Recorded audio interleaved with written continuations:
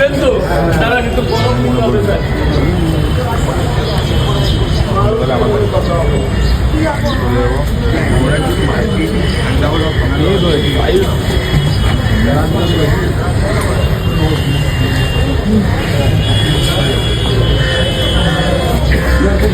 দারুণ জায়গা কোচবিহার, দারুণ জায়গা।